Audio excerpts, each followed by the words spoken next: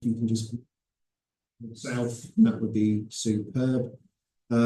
We are also recording this meeting just because there are a few of our clients that can't make today, so we will be forwarding the recording. And at the same time, if anyone wants that recording, please let me or Jenny know, we can forward that to you. And with regards to question and answers, it's really around more to use the chat on that, if you don't mind. A bit like our last webinar we did. We just looked at answering any questions via the chat. So throughout the meeting or throughout the webinar, if there are anything that comes to mind, just write the question in, and we're trying to answer as many questions as we can. Otherwise, we'll be picking up down the line. And we do intend this meeting to go till around 1 o'clock. Okay. So yeah, as I said, thanks very much for joining us. And let's begin. Of course. Can I just check before we do that everyone can see the presentation on the screen? If someone wants to unmute and tell me. Yeah, okay, thanks, Hannah. That's perfect. Thank you. Bonus. Yeah, good. Right. Okay, so introductions. For those that don't know myself, I'll give you a little bit of intro about myself and obviously Jenny as well. So my name's Steve Ruane. I've been in financial services since 2007. Most of my career was with HSBC in Oxford and London, looking after their premier clients, giving financial advice to them. I've been self-employed for Zao Wealth Management for the last 6 years, my 6th year now. Obviously my own client base, mainly within the Oxford area and surrounding areas such as Reading and so forth as well. That's a bit about me. And yeah, many of you will already know me. So my name's Jenny Thomas. I run Nutshell Accounts. So I'm a chartered accountant. I trained in a firm of London auditors back in the day. And then I have lots of experience from working inside businesses. So a lot of my experience is working with small businesses on their sort of management reporting and things. But I also do manage all of their tax affairs to do with their business and their personal tax, which is where this comes in. So that's a bit about me. Yep. So today these are the key things that we're going to cover. I know that the budget went into a lot of other things as well, but we think these are the big ticket items that we would like to discuss. If there's anything else that you want to know about afterwards, please do let us know. We can cover it offline. So the key thing is, it says national insurance contributions, capital gains tax, inheritance tax, and then we will leave sort of 10 minutes or so at the end for any questions that you may have. Yep, sounds good. So first up, so a quick summary of the positives from the budget before we go into anything. It's good. Good place to start. Good place to start. Yeah, I think so. So I think when Steve and I were talking about this, I think we actually felt that there's no big impact on sort of small business owners. Actually, you know, they haven't done any rise in income tax rates. Yeah. There's no extension to the freeze on income tax bands, which so that I think is currently frozen up until April 26th.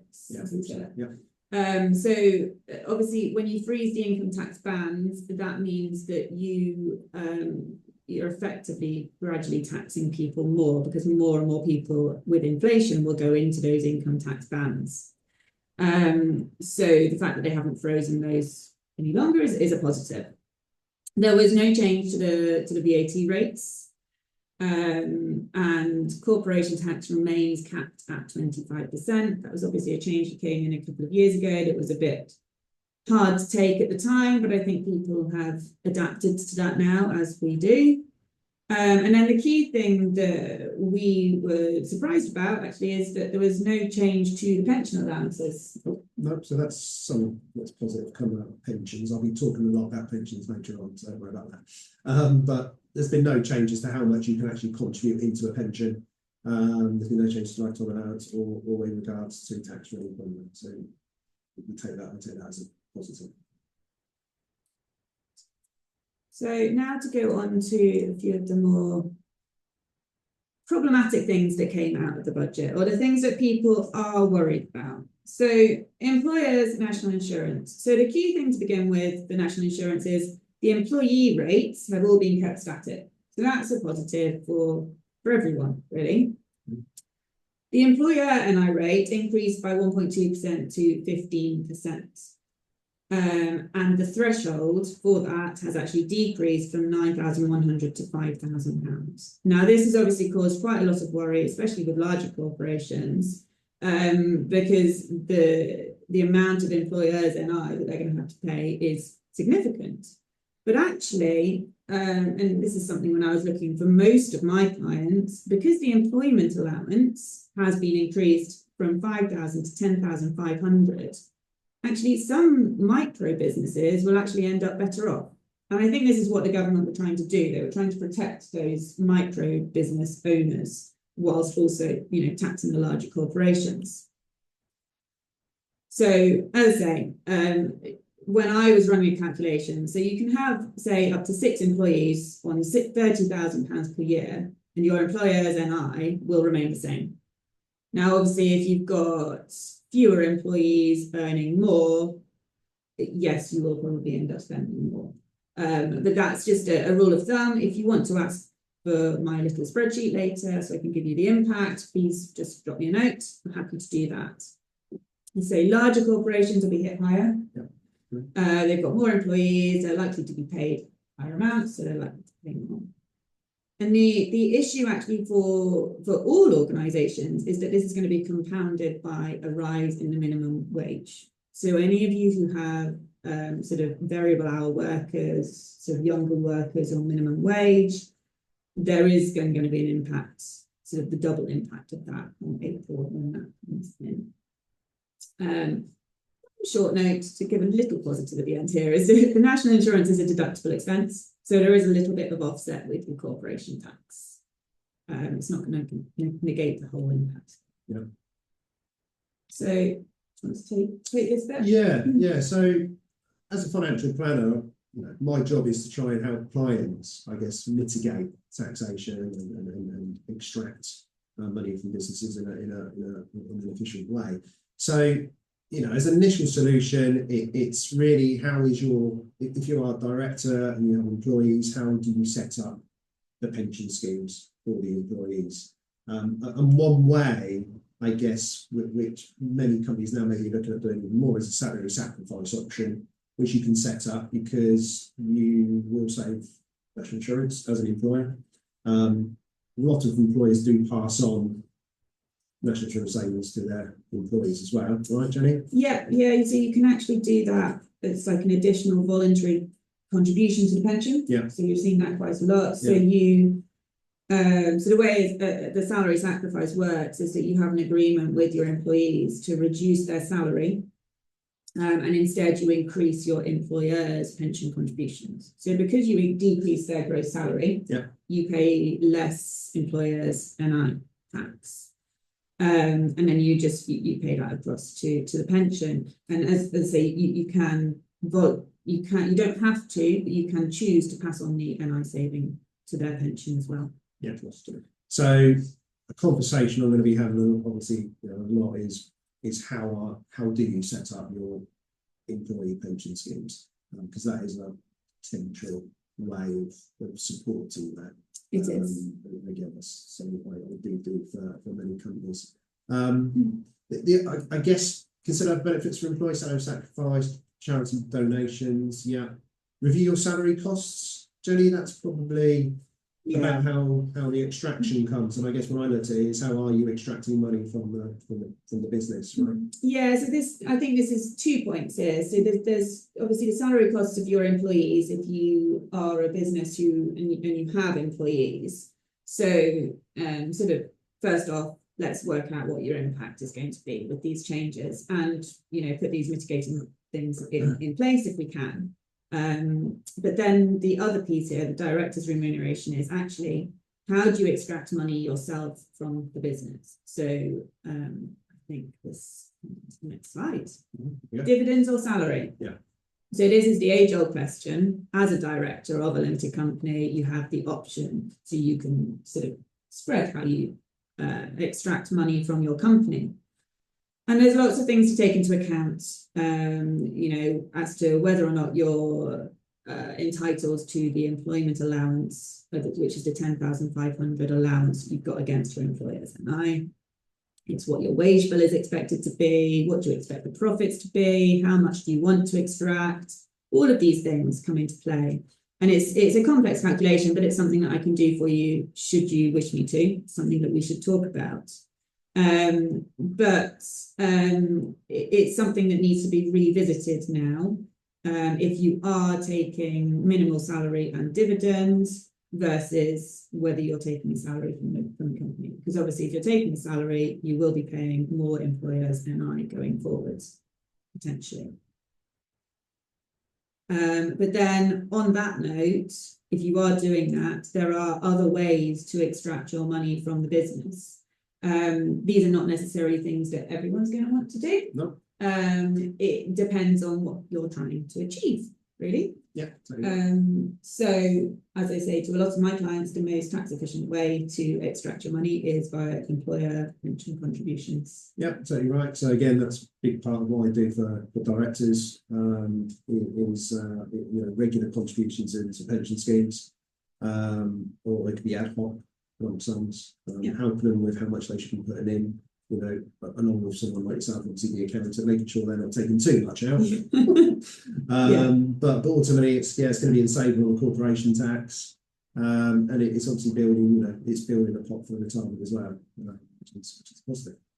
It is. And actually, sorry, just to jump in there. I was going to say that's something that I always try to talk about with two clients when we're getting towards their financial year ends. It's whether or not they want to mitigate some of their corporation tax with employer pension contributions. But that it's not always right for people at different stages of life, right? Some people need the money immediately for their living costs, but it's always worth looking into. It is, yeah.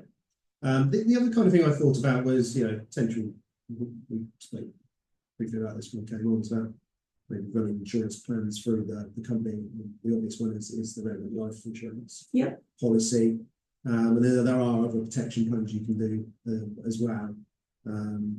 That could be worth looking at, I guess, Jenny, from that perspective. Yes, I think this is something that you would need to talk with someone like you about, but it's, you know, if you have a life insurance plan, it's whether or not you've ever thought about doing it from the company versus personally. Yeah. Now, there are other factors that come into play here, though, which with a relevant life insurance policy, obviously that's always going to be based in the company. So if you're planning on exiting the company in the next few years, it's not going to be for you. Whereas if you're planning on keeping the company and, you know, passing it on to family, for example, keeping it forever, maybe that is a good thing to do. Yeah. And again, that's something that myself, I will look at, you know, does it make sense to run it through the limited company or actually do it as a personal contribution? And again, everyone's got their own views on that as well. So it can be very personal. I'm there to support and help, because there are many protection plans out there, and we spent a whole hour talking about those. But it is a way of potentially paying from the company, investing from your limited company. So there are, again, it's for a very few small limited companies, but there are plans you can actually invest as a company for future growth, but it's not for everyone. We touched on we were talking about this before. There's very few people who would necessarily want to do this, because actually you've got to think about it further down the line. You would only want to do this if you were wanting to invest that money in the company for something particular growth, for example, in the next few years. And there's no point extracting the money and then putting it back in. But if you are just investing to grow the money and then want to extract it later, it's not that tax efficient, because you're going to have to take that money out at a later date.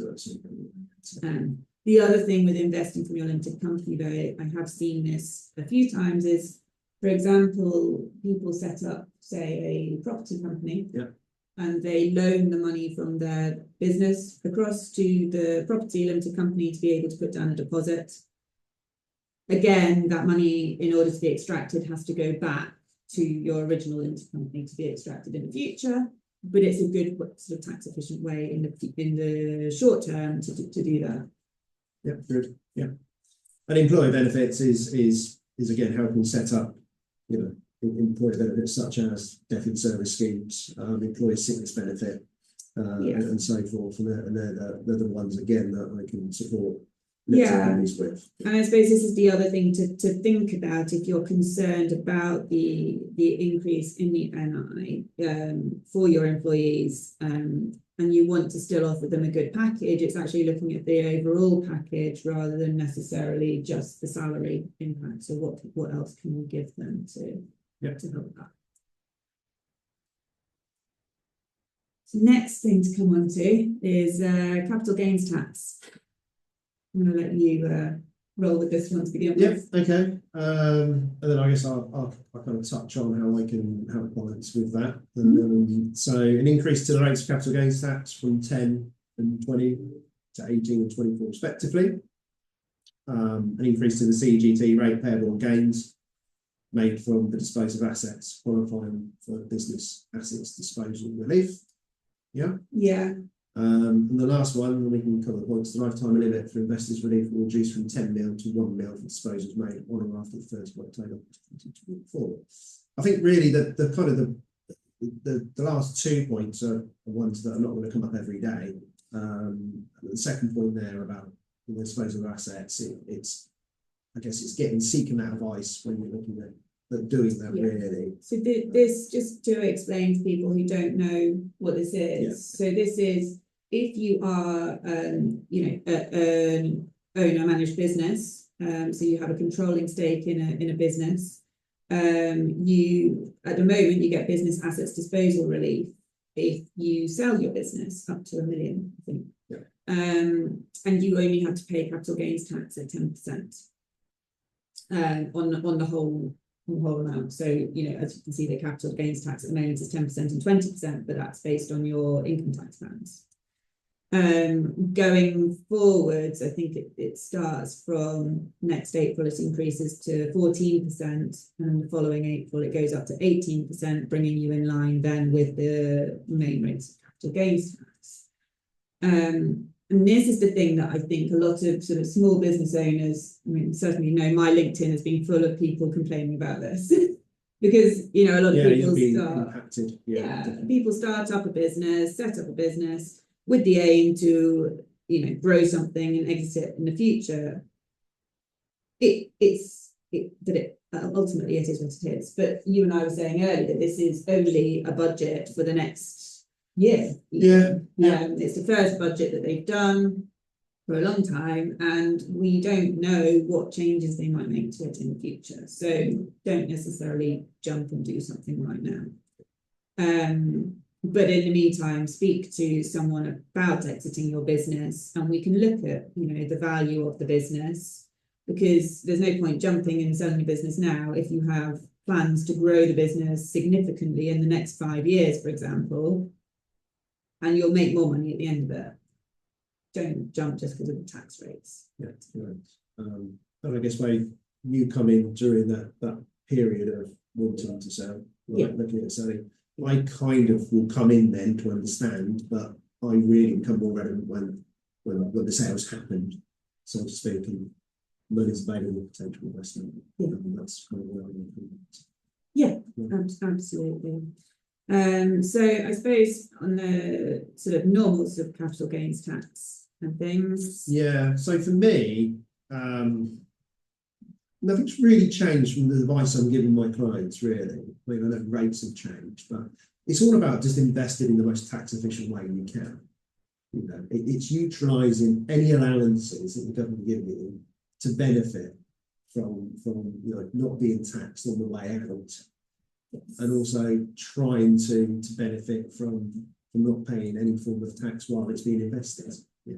And the obvious ones, which we've spoken about previously, is obviously maximising your ISA allowances for as long as you can, because it's still such they haven't touched the ISA allowance, which some people were kind of thinking, well, maybe they will reduce it, but they haven't. It's still 20 grand a year for every person. And you've got to really neutralise that allowance. And if you can afford to put, everyone can afford to put 20 grand away every year, but if you could, if you could build up a big amount of money that, all being well, no changes, will be tax free at the end of it. That's just one way of investing in tax.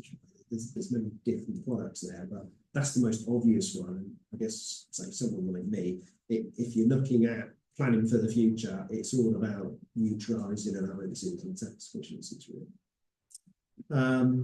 The second point we kind of touched on there, Jenny, really, it's always good if I would say, just from businesses I work with, kind of a 5-year point is a point where really people do start to think about and maybe want to exit in the next 5 years or so. And I need some help, I need some planning to do this. What do I do? How do I do it? Do I have to grow a certain amount to be able to do it? All these questions. And again, that's kind of where you would come in at that point, right? Yeah, it's a great place to come into a business because that's the point at which, I can help with the strategy to get to that exit point. And if we know where you want to exit, we can put a plan in place to get you there.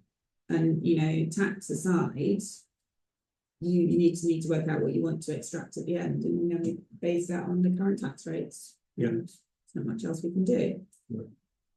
The only point here on the bottom here is this is something you can consider, and they have changed a few things around this. They have clamped down a little bit on it, but I think it's still a good point to look at if you are wanting to exit in the next few years.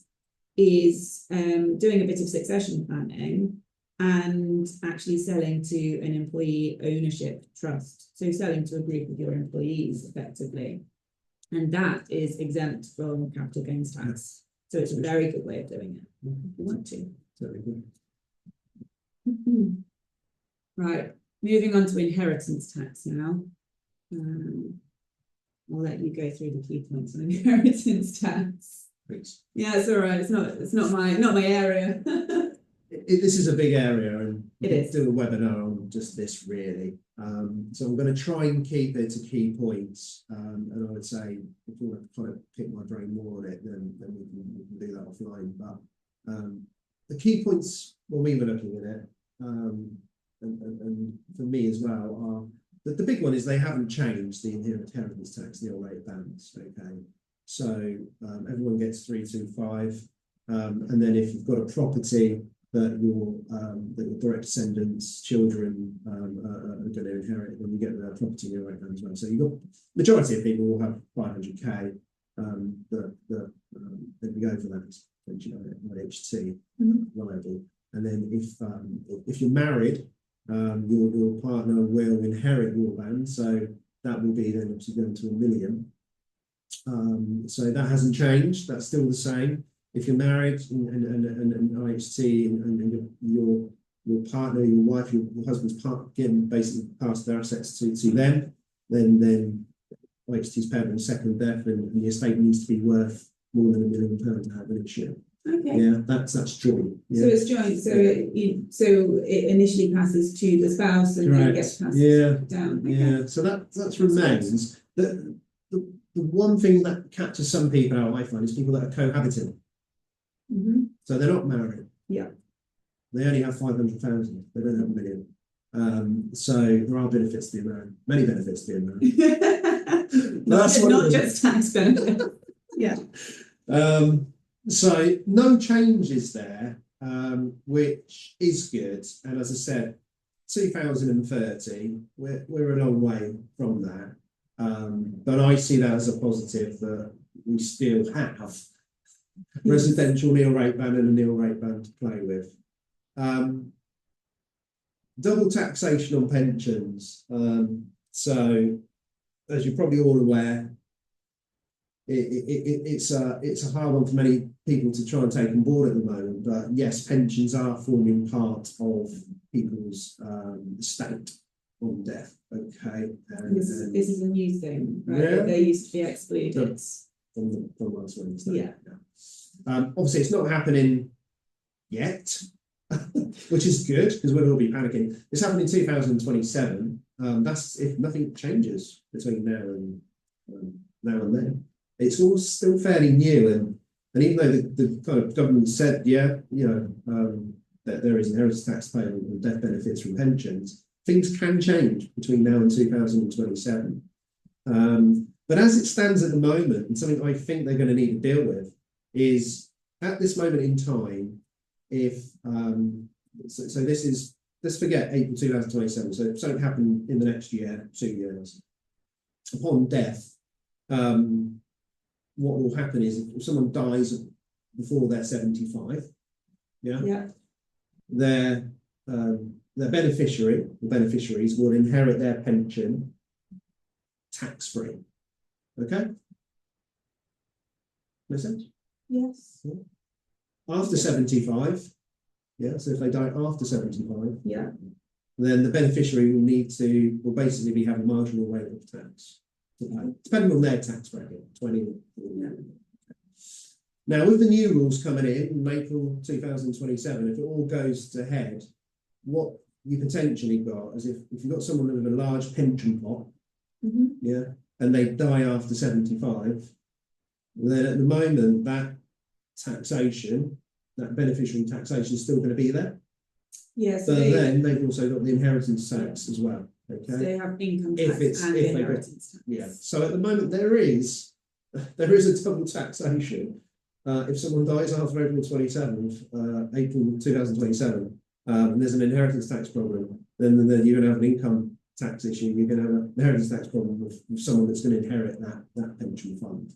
So it is something that I think there has to be something that's going to be dealt with, because well, we've got quite a long way to go until it comes into play. So I think something is surely, well, yes, fingers hopefully crossed. Something will happen to clarify that point. Yeah, and I say in a moment I'll talk about what I think action should be. Yeah. And I'll talk about not making too many big decisions at this time. But at the moment, the forming of obviously pensions within people's estates it is a concern, right? It is a concern, and for me as a financial planner, that's probably the biggest thing that's come out of the budget is helping people try and get their head around that this could be affecting them in so many, them and their families. Actually, it is. But then at the same time, which is what we were talking about earlier before we started, is that actually the point of having a pension isn't necessarily to be passing it down to your family. The point of having a pension is to look after you in your old age, which is why I think it was an added incentive to try and get people to save for their pensions, because it's been a big focus of the government for the last 20 years or so. Brought in auto enrolment and things to make sure everyone has a private pension or an employer pension. But now, I think people have been using it for inheritance tax planning, and maybe they're now going, well, actually, people have these large pensions. It is what it is. I couldn't agree with you more. You're exactly right. Pensions weren't designed; they weren't set up to mitigate risk. They were set up to basically not rely on the state government, right? State pension, and to build kind of your own future and your own retirement income. And I think for a lot of people that is still the case. Yeah. But there are people that maybe have accumulated funds as time has gone on, and they already have an IHT issue maybe, and now they're thinking, okay, I'm not going to maybe use my pension in my lifetime, and it's just kind of making the issue worse because it's building upon it. But you are totally right. It was all set up, and the purpose of it really is to support retirement income. As I said in a minute, I'll go on in a moment and talk about ways of what we can do. That will be part of it. But I totally do agree with you on mitigation of that. The last 2 points, Jenny. I touched on briefly. It's really, I would say, this is going to affect clients of mine, but probably a smaller minority than say what we've just spoken about, which is for me a big part of what's going on in the budget. On people's minds, we probably need to take these offline if people do have more questions around it. But it's the reform of the agricultural property relief and the business property relief. Again, there is a date on that, and I guess I'm positive if this isn't all just happening overnight. A lot of this, it is a few years or so down the line, but date on I think 26, and its assets over $1 million will only get 50% relief. So that will affect people for sure.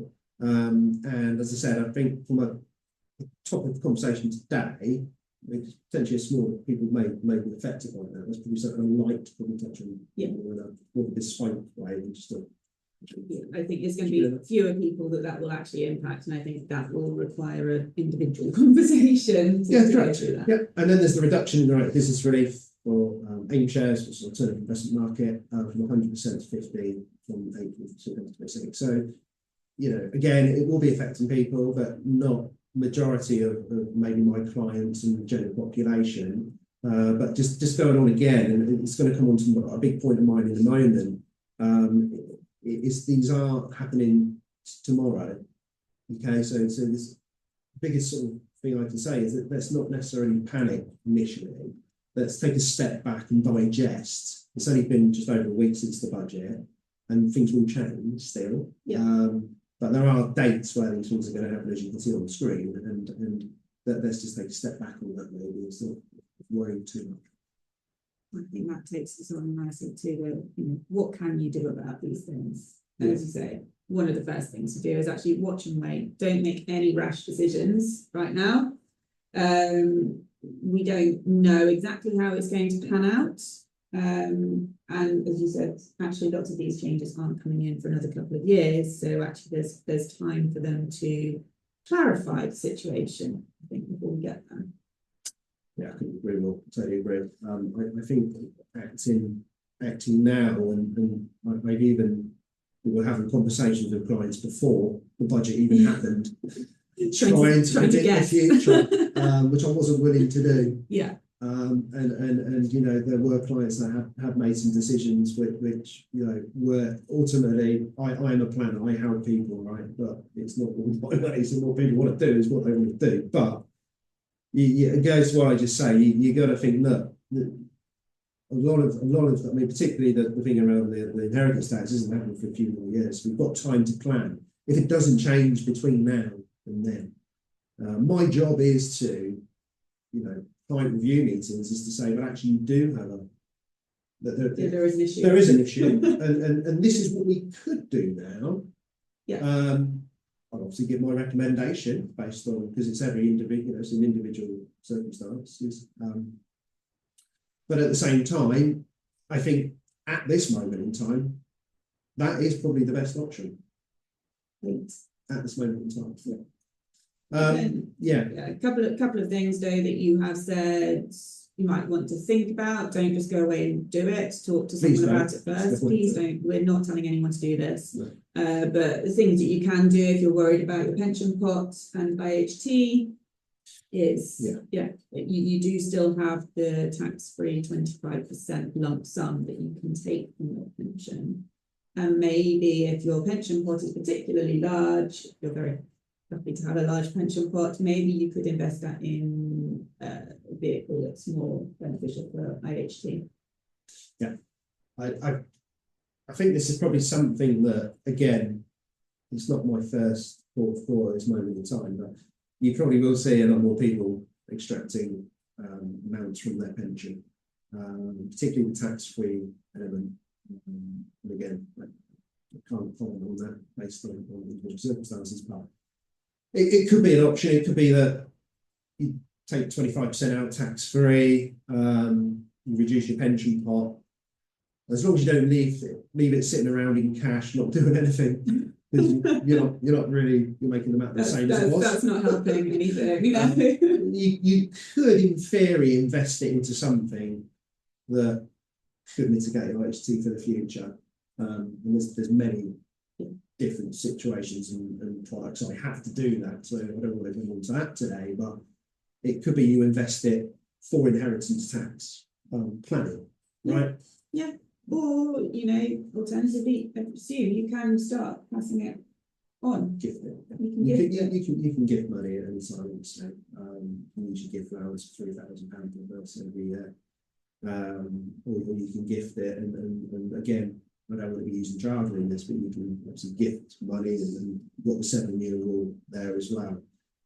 There are a few options, now, and I don't want people to feel that there isn't. There is, but I'm not sure if it's right to make two sort of hasty decisions straight away from it. And I'm definitely not that type of advisor.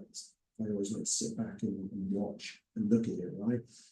But I guess going on to that point, Jenny, if you are cash heavy now, and you know, you get people that do retire and they end up accumulating cash, and it might make sense to actually use that cash in your account before you extract it from your pension. So actually, if you want to do something to mitigate RHT, why don't you just do it with the money that's just there already? It's sat there. Yeah. You know, and I can look at options for that obviously as well. And then you might not need to necessarily extract it from your pension. But again, these are just all thoughts, and hard for me to say, go and do that, guys. Still based on individual circumstances.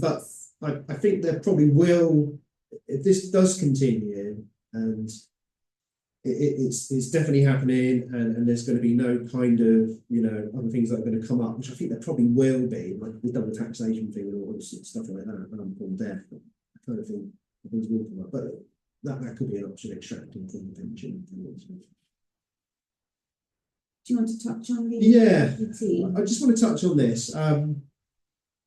It's really about what you should do with your pension pot now. So, you know, and it's really about possibly, and again, don't all rush away and start looking at doing this, but if there is an inheritance tax liability, if your pension pot is going to cause an issue from the IHT perspective, you could put it into something that is a legacy preservation trust.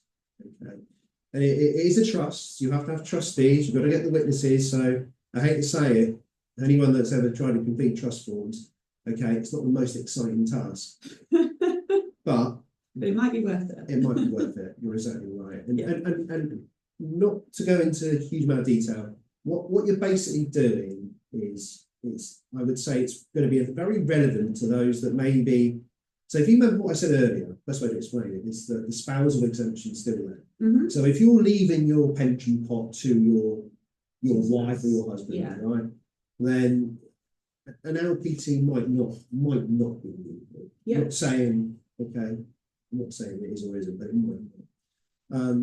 I think it's probably going to be more beneficial if you're not leaving it to your spouse. Yeah. And again, many of my clients, it's a way of saying, children, grandchildren, here is an inheritance. You can have whatever's left in my pension pot. Yeah. But that is obviously still going to form inheritance tax as of 2027.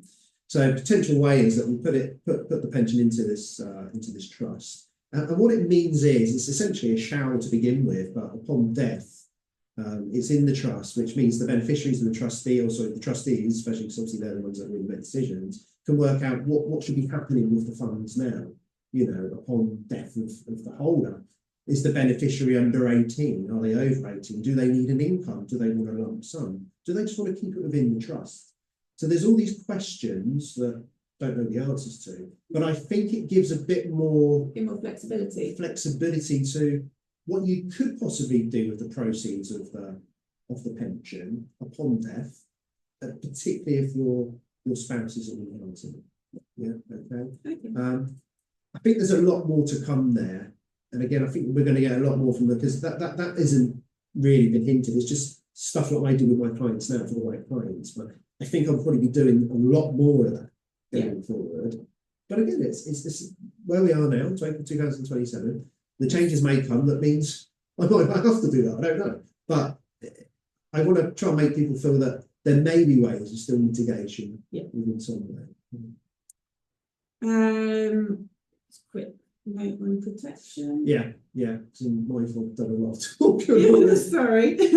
But it is a big area. Yeah, it is a very big area. So protection, you know, this still stands, but you can protect your inheritance tax liability by a life insurance policy. So, you know, you could, let's just say, you know, husband and wife, they've got an inheritance tax liability, they've looked at all their assets, and we've worked out that the liability upon death, let's just say, is 100,000. Yeah. Okay. So that means their family would have to 400,000, right? Yeah. What they could do, they could set up something called a whole of life plan, which is payable upon second death. Yeah. Because they're married, so inheritance tax will be second death. And basically what they're doing is they're paying for their inheritance. So they set up a plan for 100,000. The term doesn't exist because it's going to pay out. It's going to pay out. Right. Right. So what does that mean? It's going to pay out. Premiums are obviously going to be a bit more higher because the life insurer will have to pay. There's no term that's ending. because it's payable Okay. on second death. Yeah. But the aim is that it will pay the inheritance tax liability. Okay. Okay, so the family don't have to worry about it's going to come out of the estate, well, because mum and dad have got this plan which is going to pay it off for us. So that's all that helps. But I mean, ultimately, though, I mean that's great for I assume that works very nicely for some people, but for others, I mean, you could also just plan that, you know, the money, the inheritance tax really is coming out of the money that you're actually getting. Correct. So if there's cash available to it, I suppose the issue comes is when you get assets rather than cash. Just for its properties. That's the biggest one. And I would say most of inheritance tax planning I do, if someone, going back to what I said earlier about the whole pension thing earlier, if someone's got money in cash that they're unlikely or they don't think they might not need in their lifetime, but they might do, you know, and there's ways of mitigating that, and I would say that's the way to do it. More than having the protection plan. But you're exactly right what you said there. You know, there are many people that are asset rich and they don't have the spare cash, but there's still a liability. There's still a liability, right? You have no cash. And maybe they don't want them to sell the properties. Exactly. You know, who knows? So whole of life plan is there as another what can you do? And I like this slide because it means there are options. I mean, obviously option one, you're not really doing anything. But there are options. That's what we're telling people to do to begin with. But there are options to there.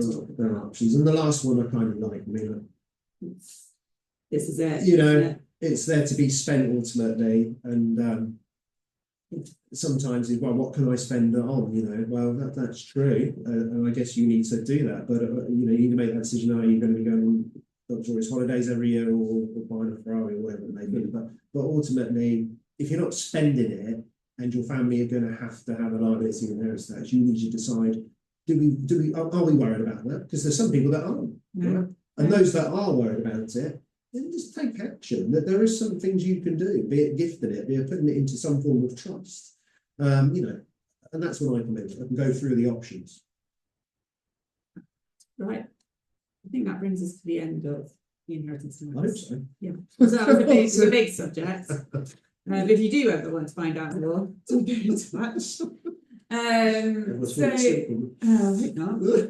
So just a quick summary. So we've covered, you know, there are lots of other things in the budget, you know, sort of smaller things. There's more things that are coming out sort of now. There's a few things around sort of company cars, for example, and the benefits in kind.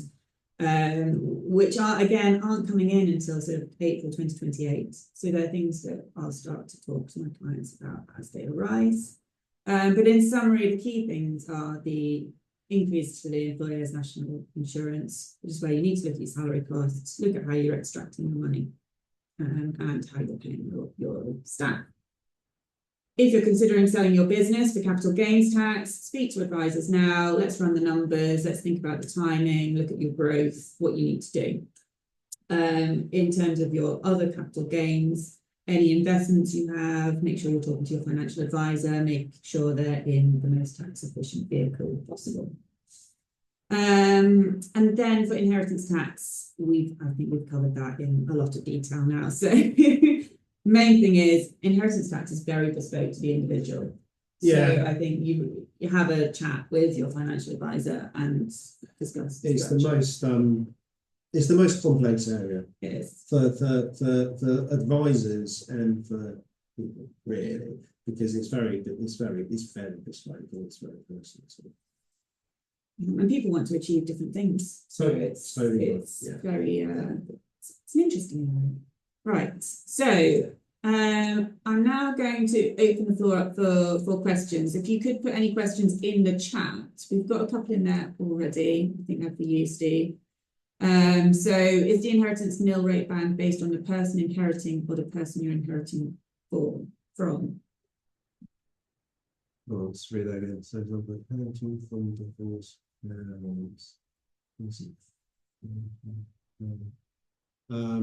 It wouldn't go to the spouse. So how it works, so basically if you've got a divorced divorced couple, then their nil rate band will be 500,000. each, right? Yeah. Because they're not marital. It's anything over their own assets over 500,000. There will be an inheritance tax. So, but the 500,000 is their assets need to need to be over 500,000. So you inheriting, you have that 500,000 allowance each time. Yeah. So from the each parent. Correct. Yeah. So you get one of each. Yeah. And that pension inherited by a spouse, does it fall into IT liability? Yeah, well, not initially. So how it works is it's set upon second death. So if obviously wife dies, then the assets are inherited by the spouse. Inheritance tax isn't payable. Okay. If the assets are over £1 million at that time, then depending on what the assets are on the second death, then that is when inheritance tax will be due. Yeah, and that still stands. That's why if you're passing a pension on to your spouse, and you can do, they haven't taken away that exemption, it's probably the best way to mitigate inheritance tax is to leave pensions to spouses, really. But not everyone wants to, so I'm not telling everyone to. But yeah, eventually there will be some inheritance tax. But if it's over that, if it's over that million. Yeah, but it does form part of the estate at that second death. Yeah, I hope that makes sense. Try to explain it the best way. Are there any other questions from anybody? A couple minutes. Okay. So micro businesses could be better off with changes in the NI. So this is, Emily, this is because of the employment allowance. So it depends on sort of how many employees you have and what your employer's NI liability is. But yes, the rate has gone up and the threshold has come down. So technically your employer's NI will increase. However, for this tax year, you actually have a £5,000 allowance that covers some of your employer's NI liability. From next year, that is more than doubled to 10,500, which for a lot of micro businesses covers the entire of your employer's NI, and there's no liability. And even for those that do have a small employer's NI liability, it mitigates the impact of the increase. I hope that makes sense, but I can talk to you more about that offline and we can run your numbers for you as well. That's not a problem. I can tell you what the impact will be. Brilliant.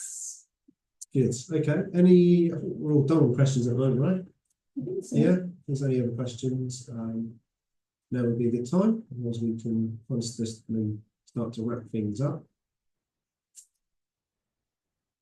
That's everything. Yeah. Okay. Brilliant. If anyone does have any other questions they want to bring up sort of offline with either me or Steve. Yeah, definitely. These are our email addresses. I think most of you will have one of our details anyway, so just contact us and we can pass you on if needs be. Again, if there's sort of accountancy questions I don't know with my clients online, then I can obviously hand you over to Jenny to help you with that and vice versa. But please do reach out because it's important that obviously you understand what the budget means. That's the most important thing, which is what we've tried to do in some of the key points. Great. Right, we'll leave you there. Thanks very much to everybody. Thanks for joining along. Everyone enjoyed it. I found it useful. Which thanks for nice comments. It's good to know. And I am going to stop the recording.